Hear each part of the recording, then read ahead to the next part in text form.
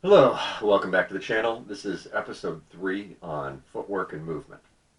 Now, I want to preface everything I'm about to say by saying that, in my opinion, the difference between a mid-level fighter and an elite fighter is the difference in whether or not they utilize movement.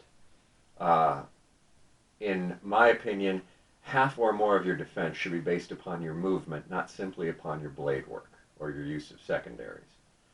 Um, and the next thing I want to say is the goal is movement, the tool is footwork. So, with regard to footwork, uh, along with this video, I'll be posting a video that I've labeled episode 3.5, and it shows a brief 2.5 minute warm-up drill that my group uses to practice a little footwork and to warm up for subsequent sparring bouts.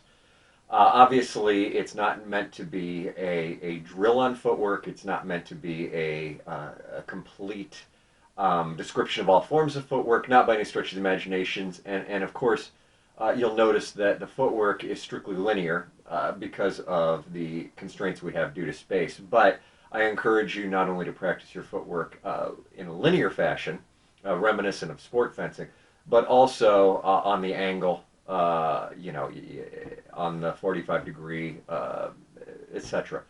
So you need to practice your footwork. If you don't practice your footwork, you're not going to be able to execute your movements quickly.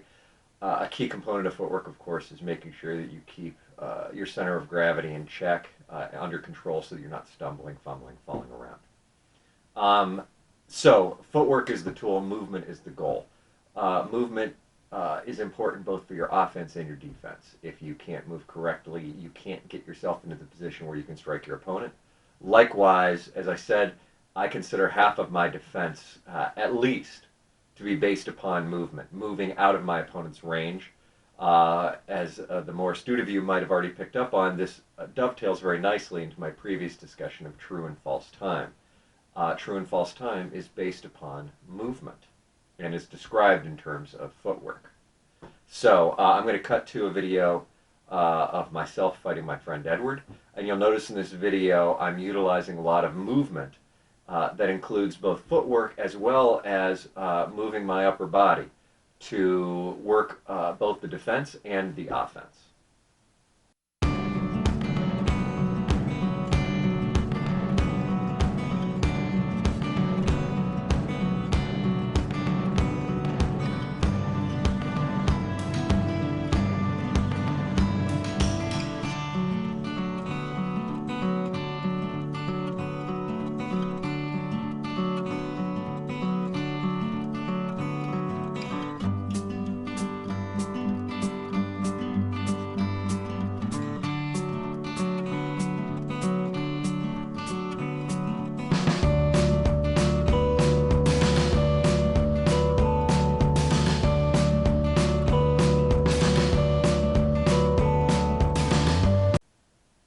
Okay, so I think I've made my point here. Again, your goal is movement.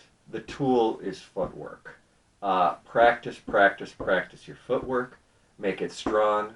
Make sure it's stable, and make sure your center of gravity is under control. And apply your footwork in sparring to capitalize on your movement or to improve your movement. If you practice your footwork but do not apply it in your sparring, then frankly you haven't utilized your footwork correctly to improve your movement. As always, if you have any questions, put them in the comments.